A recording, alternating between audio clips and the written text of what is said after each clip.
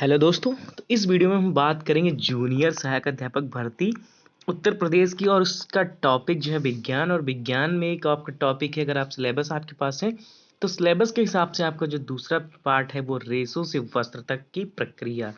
ये आपका आपके सिलेबस में, यानी कि रेशे कैसे प्राप्त की जाती है, रेशम कैसे प्राप्त किया जाता है, ये सारी चीज़, सारी डिटेल इस वीडियो में बताई गई है। तो दोस्तों, अगर आप पहली बार हमारे चैनल को विजिट कर रहे हैं तो प्लीज़ चैनल को सब्सक्राइब कर लीजिए और बेल आइकन को प्रेस कर लीजिए, कि जिससे हमारी वीडियो की नोटिफिकेशन आप तक पहुंचती रहे और आपको हमारे सभी वीडियो मिलते रहें। तो ये मेरा जो विज्ञान से रिलेटेड रेशो से वस्त्र तक का यहाँ पे पूरा वन लाइनर कंप्लीट किया गया है। आपको वन लाइन में पूरे रेशों से वस्त्र तक की प्रक्रिया आपको मिलेगी और मोस्ट इम्पॉर्टेंट पॉइंट आपको मिलेंगे यहाँ पे। तो हम बात करें पौधे एवं जंतुओं से प्राप्त होने वाले रेशों के बारे में, यानी क्या कहलाते हैं। तो जो हमें पौधे से प्राप्त होते हैं वो हमें क्या कहलाते हैं, पादप रेशे क्या कहलाते हैं, पादप रेशे कहलाते हैं। तो यहाँ पे देखिए, पहला हमारा वन लाइनर क्वेश्चन है कि पौधे से प्राप्त होने वाले रेशे पादप रेशे कहलाते हैं। और कपास के पौधे से बिनौली, कपास के पौधे की बिनौली से क्या बनती है, रुई बनती है। जो कपास का पौधा उसके होती है बिनौली होती है, उससे हमें रुई मिलती है। तथा पटसन या सनई के पौधे के तने से जूट के रेशे प्राप्त होते हैं। दोस्तों, ये था थोड़ा सा इंट्रोडक्शन था रेशों का, कि रेशे कैसे प्राप्त होते हैं और रेशे किस किस चीज़ से प्राप्त होते हैं। कपास के रेशों का जो उपयोग है वो किस में किया जाता है, आपका कागज में किया जाता है, सूती वस्त्र में किया जाता है, चादर, पर्दे आदि में बनाने में किया जाता है। अब हम बात करेंगे जूट के रेशों से, तो जूट के रेशों से रस्सी बनती, बोरा बनता, दरी बनती आदि बनती है। दोस्तों, अगर पहली बार चैनल को विजिट कर रहे हैं तो प्लीज़ चैनल को सब्सक्राइब कर लीजिए, और वीडियो देखने से पहले आप अंत तक बने रहेंगे, तभी आपको वीडियो में मज़ा आएगा। तो प्लीज़ अंत तक बने रहें और एक बार वीडियो को लाइक कर दीजिए। अगर आप शेयर करना चाहते हैं तो शेयर भी कर सकते हैं, ताकि दूसरे लोगों की भी मदद हो सके। अगर आप हमसे पर्सनली जुड़ना चाहते हैं तो यहाँ पे हमारा कॉन्टैक्ट नंबर है, आप हमसे डायरेक्ट कॉन्टैक्ट कर सकते हैं या व्हाट्सअप मैसेज कर सकते हैं। टेलीग्राम में आपको टेलीग्राम जो डिस्क्रिप्शन में आपको टेलीग्राम की लिंक दी रहेगी, वहाँ से आप हमसे जुड़ सकते हैं और फ्री नोट्स प्राप्त कर सकते हैं। इसकी फ्री PDF वीडियो अपलोड होने के बाद आपको वहीं टेलीग्राम पे मिल जाएगी। अगर आप यूपी टेट शिक्षक भर्ती की तैयारी कर रहे हैं, सीटेट की तैयारी कर रहे हैं, तो उसके से जुड़ने के लिए, उसकी तैयारी करने के लिए हमसे जुड़ जाइए। उसकी भी हमने PDF बना के अपने चैनल पे अपलोड कर दी। वहाँ पे आपका पूरा मनोविज्ञान अपलोड कर दिया गया है, सीटेट का पर्यावरण अपलोड कर दिया गया है, तो आप वहाँ से देख सकते हैं। तो चलिए हम बात करेंगे अब जो जंतुओं से प्राप्त होने वाले रेशे। अभी तो हमने पादप से, जो पेड़ से हमें रेशे प्राप्त होते थे उनको क्या कहते थे, पेड़ों से प्राप्त होने वाले रेशे को पादप रेशे कहते थे। तो अब यहाँ पे हम बात करेंगे जंतुओं से प्राप्त होने वाले रेशे क्या कहलाते हैं, जांतव रेशे कहलाते हैं। कौन से, जांतव रेशे। ऊन तथा रेशम प्रमुख जांतव रेशे हैं। कैसे हैं, ऊन और जो रेशम है वो प्रमुख जांतव रेशे हैं। अब ऊन हमें भैया किससे प्राप्त होता है, जो ऊन हमें है वो भेड़ अथवा याक के बाल से प्राप्त होता है, और या बकरी के बाल से प्राप्त होता है। जो रेशम होता है वो रेशम कीट से प्राप्त होता है। किससे प्राप्त होता है, रेशम कीट से। अब कुछ मुख्य पॉइंट बात करेंगे। कुछ जो अंगोरा बकरी है वो कहाँ पाई जाती है और उससे क्या प्राप्त होता है। जो अंगोरा बकरी होती है उससे अंगोरा ऊन मिलता है, और ये कहाँ, जम्मू एंड कश्मीर में। कश्मीरी बकरी जो होती है इससे पश्मीना शाल मिलती है, और पश्मीना शाल कहाँ पे बनाई जाती है, कश्मीर में बनाई जाती है। तो ये भी कहाँ मिलता है, जम्मू एंड कश्मीर में। याक का ऊन ये कहाँ का है, तिब्बत तथा लद्दाख में मिलता है। जो याक है वो याक का ऊन तिब्बत तथा लद्दाख में। अब दक्षिणी अमेरिका में क्या मिलता है, दक्षिणी अमेरिका में जो होती है लामा और एल्पेका से हमें क्या मिलता है, ऊन मिलता है, यानी रेशमी वस्त्र मिलते हैं। तो दोस्तों, वीडियो कैसा लग रहा है प्लीज़ एक बार हमें कमेंट करके बता सकते हैं आप।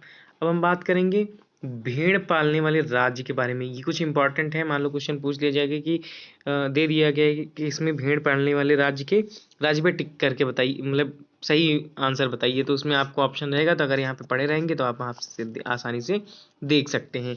तो भेड़ पालने वाले जो राज्य हैं, जम्मू एंड कश्मीर है आपका, हिमाचल प्रदेश है, उत्तराखंड है, अरुणाचल प्रदेश है, सिक्किम है, हरियाणा, पंजाब, राजस्थान और गुजरात। तो ये कौन से, हरियाणा, पंजाब, राजस्थान, गुजरात, ये आपके मैदानी इलाके हो गए। और जो पर्वतीय हैं वो जम्मू कश्मीर, हिमाचल प्रदेश, उत्तराखंड, अरुणाचल प्रदेश और सिक्किम। अब जो भेड़ पालते हैं उनको क्या कहते हैं, भेड़ भेड़ पालने वाले को गडेरिया कहा जाता है। क्या कहा जाता है, गडेरिया कहा जाता है। ये इंपॉर्टेंट पॉइंट है सारे। भेड़ क्या होता है, भेड़ शाकाहारी होता है और क्या खाता है, घास और पत्तियां खाना पसंद करता है। रेशों की गुणवत्ता उनके पोषण, जलवायु, भेड़ों के उचित देखभाल पर निर्भर करती है। यानी रेशों की जो गुणवत्ता है वह जो भेड़ का जितना पोषण, जलवायु वहाँ की, भेड़ों के उचित देखभाल पर निर्भर करती है। अब नस्ली भेड़ों को जन्म देने के लिए चयन प्रक्रिया होती है, उस प्रक्रिया को क्या कहा जाता है, वर्णात्मक प्रजनन कहलाता है। क्या कहलाता है, वर्णात्मक प्रजनन। अब यहाँ पे हम बात करेंगे कुछ भेड़ की नस्ल, राज्य और ऊन की गुणवत्ता के बारे में। यह हो गया भेड़ की नस्ल, ये हो गया राज्य, ये हो गया ऊन की गुणवत्ता। यानी बकरवाल जो भेड़ है वो आपकी कहाँ पाई जाती है, जम्मू एंड कश्मीर में पाई जाती है और इससे क्या बनती है, ऊनी साल। रामपुर बुशायर जो होती है वो यूपी एंड हिमाचल में, यानी उत्तराखंड, उत्तर प्रदेश और हिमाचल प्रदेश में भूरे ऊन वाले कंबल। एक जो नाली होती है भेड़ की नस्ल है उसको नली भी बोलते हैं, ये कहा राजस्थान, पंजाब, हरियाणा और इससे क्या बनते हैं, गलीचे बनते हैं। लोही, लोही राजस्थान और पंजाब में पाई जाती है, इससे ऊन, ऊनी के लिए मतलब ऊन के लिए वस्त्र मिलते हैं। मारवाड़ी, मारवाड़ी जो गुजरात है, ये मोटे वस्त्र व ऊन के कंबल पाए जाते हैं। अब पाटनवाड़ जो है वो गुजरात में पाई जाती है और इससे होजरी के लिए, होजरी के जितने भी वस्त्र हैं वो उससे बनते हैं, पाटनवाड़ से। भेड़ों की ऊपरी त्वचा का भाग मृत कोशिकाओं से बना होता है, किससे बना होता है, जो भेड़ की ऊपरी त्वचा होती है वो मृत कोशिकाओं से बनी होती है। भेड़ों की कुछ नस्लों पर घने बाल होते हैं जिनसे बड़ी मात्रा में अच्छी गुणवत्ता वाली ऊन प्राप्त होती है। ऐसे भेड़ों का उपयोग अच्छी नस्ल की भेड़ों को जन्म देने के लिए भी किया जाता है। ये कुछ अलग से पॉइंट था। कटाई के बाद रेशों को पानी के टंकी में साफ किया जाता है। कटाई के बाद क्या किया जाता है, रेशों को पानी की टंकी में साफ किया जाता है जिसे अभिमार्जन कहते हैं। क्या कहते हैं, अभिमार्जन कहते हैं।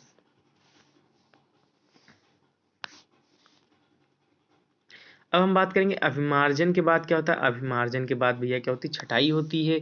और छटाई में क्या होता है, अभिमार्जन के बाद रेशों को, अच्छे रोएदार रेशों को उसकी लंबाई, चिकनाई के आधार पर क्या कर लेते हैं तथा हल्केपन के आधार पर उसको अलग कर लेते हैं। छटाई का यह काम हाथों से अथवा मशीनों से भी किया जाता है। चरण चार, चौथे चरण में क्या होता है, कताई होती है। कताई में क्या होता है, अभिमार्जन से जो प्राप्त रेशे होते हैं उनको सुखा लिया जाता है और इस प्रकार प्राप्त छोटे छोटे कोमल और फूले हुए रेशों की ऊन के धागों के रूप में कताई की जाती है। फिर उसके बाद क्या करते हैं, फिफ्थ नंबर पे हम क्या करते हैं, रंगाई करते हैं। फिर उससे क्या होते हैं, रंगाई रंगने के बाद क्या करते हैं, ऊनी धागा बनाते हैं। रंगाई के पश्चात विभिन्न प्राप्त इन रेशों को सुलझाकर सीधा किया जाता है, फिर लपेट कर उनसे धागा बनाया जाता है। अब हम बात करेंगे कुछ रेशों की कताई करने वाले कारीगर क्या होते हैं, एंथ्रेक्स नामक जीवाणु। जो एंथ्रेक्स नामक जीवाणु होता है उसके द्वारा क्या होते हैं, संक्रमित हो जाते हैं, जो कुछ समय बाद घातक रुधिर रोग जो होता है, सोटर्स रोग हो जाता है। ये रुधिर रोग होता है और क्या होता है, किसी भी उद्योग में कारीगरों द्वारा ऐसे जोखिमों को झेलना क्या कहलाता है, व्यवसायिक संकट कहलाता है। व्यवसायिक संकट कहलाता है। भेड़ों की संख्या से दृष्टि से जो होता है, सबसे पहले जो चीन है, फिर उसके बाद ऑस्ट्रेलिया और फिर भारत है आपका।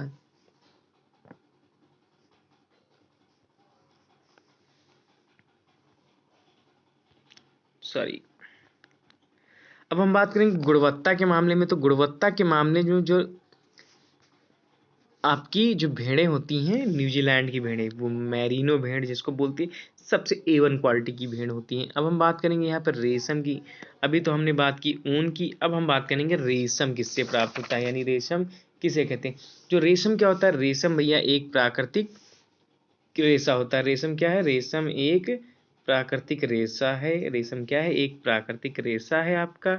और प्राकृतिक रेशा क्या करता है, प्राकृतिक रेशा जो होता है वो रेशम कीट के कोकून से प्राप्त होता है। किससे प्राप्त होता है, रेशम कीट की कोकून से प्राप्त होता है। प्राचीन काल में जो राजसी वस्त्र बनते थे, जो राजाओं के वस्त्र बनते थे, वो किससे प्राप्त होते थे, वो रेशम कीट से ही बनते थे। रेशम कीट से प्राप्त रेशों से बनते थे। रेशमी वस्त्र हल्के, चिकने, मजबूत, टिकाऊ तथा आकर्षक होते हैं। रेशम का आविष्कार कहाँ हुआ था, तो रेशम का जो आविष्कार हुआ था वो सबसे पहले चीन देश में हुआ था। यानी रेशम रेशम कहाँ हुआ था, रेशम रेशम सबसे पहले चीन में उत्पादन हुआ था इसका। जो भारत है विश्व का 13% रेशम उत्पादन करता है। क्या करता है? भारत विश्व का 13% रेशम उत्पादन करता है। अब हम बात करेंगे रेशम के जीवन चक्र के बारे में। तो रेशम कीट जो होता है शहतूत, अरंडी, ओक इत्यादि के पेड़ों पे पाए जाते हैं। मादा रेशम सैकड़ों की संख्या में, जो मादा रेशम कीट होता है वो सैकड़ों की संख्या में अंडे देती है, जो शहतूत की पत्तियों की निचली सतह पर चिपके होते हैं। इन अंडों से सफेद रंग के लार्वा निकलते हैं, जिन्हें कैटरपिलर कहा जाता है। क्या कहा जाता है? जो लार्वा होते हैं, लार्वा से कैटरपिलर निकलता है। इल्ली या लार्वा कहा जाता है। ये पेड़ की कोमल पत्तियां होती हैं उनको खाते हैं और 4 से 6 हफ्तों में वृद्धि करके क्या करते हैं? अपना जीवन चक्र बढ़ाते हैं।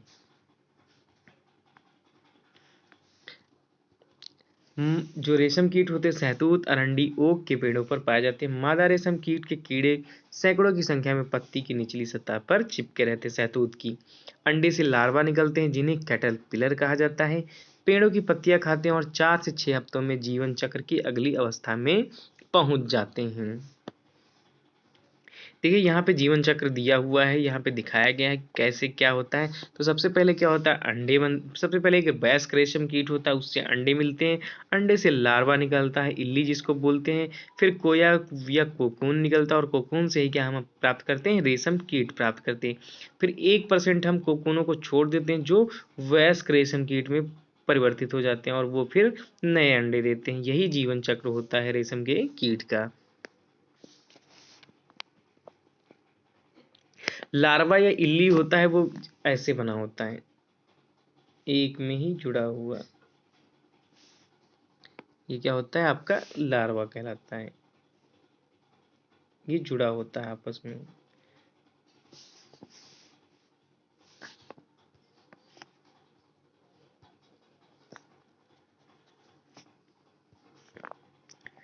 रेशम कीट पालन को क्या कहते हैं? रेशम कीट जो पालन होता है वो हमारा सेरीकल्चर कहलाता है। कर्नाटक के मैसूर और बेंगलुरु जो हैं वो जो रेशम उत्पादन में है नंबर 1 है। आंध्र प्रदेश फिर आता है, तमिलनाडु आपका था, पश्चिम बंगाल आता, जम्मू कश्मीर तथा असम भी। लेकिन कर्नाटक के मैसूर और बेंगलुरु जो है उसके हब हैं। उत्तराखंड में भी नैनीताल और हल्द्वानी में भी क्या होता है? रेशम कीट पाए जाते हैं। असम में भी और झारखंड में भी क्या होता है? रेशम कीट पालन होता है। दोस्तों वीडियो कैसा लग रहा है प्लीज हमें बता सकते हैं आप। अब हम बात करेंगे कुछ इंपॉर्टेंट पॉइंट के बारे में, जैसे 25 से 30 दिन में लार्वा पत्तियों को खाना बंद कर देते हैं। कोकून से रेशे निकालने की प्रक्रिया रेशम रीलिंग कहलाती है, यानी कोकून से जो रेशम निकाले जाते हैं वो क्या कहलाती है? रीलिंग कहलाती है। 4 से 8 कोकूनों के रेशों से एक धागा बनाए जाते हैं। 4 से 8 कोकून जो होते हैं उससे रेशे जो मिलते हैं उससे एक धागा बनाया जाता है। एक कोकून कोया से 300 से 900 मीटर लंबा रेशमी धागा निकलता है। जो एक कोया कोकून होता है उससे 300 से 900 मीटर लंबा धागा निकलता है। 1 kg रेशम के लिए 5500 कोकूनों की आवश्यकता है, यानी 1 किलोग्राम रेशम के लिए 5500 कोकून पाए जाते जरूरत होती है। 1% रेशम कीट जो होते हैं वयस्क कीट में परिवर्तित किए जाते हैं, जिनसे हमें रेशम कीट प्राप्त होता है। तो दोस्तों वीडियो कैसा लग रहा हो प्लीज़ हमें बताइए। मिलते हैं नेक्स्ट वीडियो में। जो एडेड जूनियर भर्ती उसका नया वीडियो जल्द ही आ रहा है। तो चलिए मिलते हैं नेक्स्ट वीडियो में, तब तक के लिए बाय बाय।